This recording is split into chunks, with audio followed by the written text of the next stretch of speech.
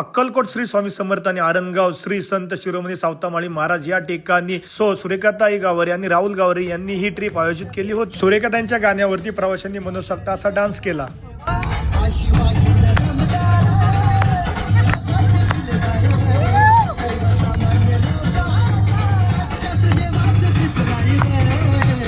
आमच्या गाडीतील लहान मुलांपासून तर ज्येष्ठापर्यंत सर्वांनी गाडीत डान्सचा आनंद घेतला।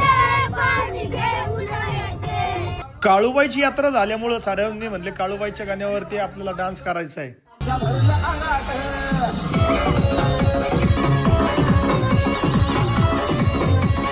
आमच्या पप्पूच्या डान्सला कुणाची तोडच नाही। बघा आमच्या पप्पूचा डान्स।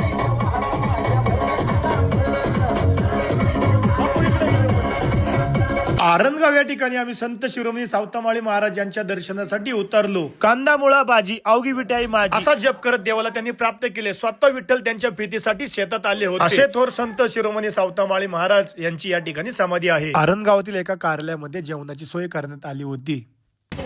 आम्ही पोहोचलो अक्कलकोट या ठिकाणी आता दर्शन घेण्यासाठी।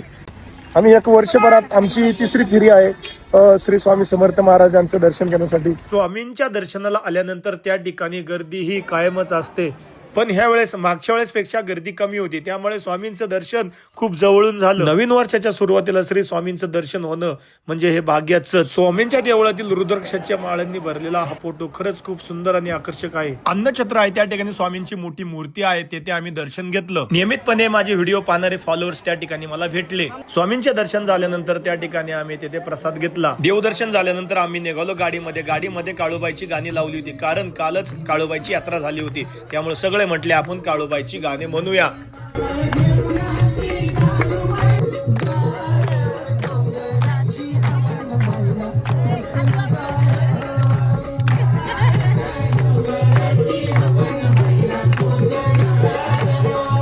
देवाची गाणी झाल्यानंतर अनुष्का दिदी म्हटली आबा आता आपण डान्स करूया। अनुष्का दिदीची ऍक्टिंग करायची एक नंबर आहे आमच्या।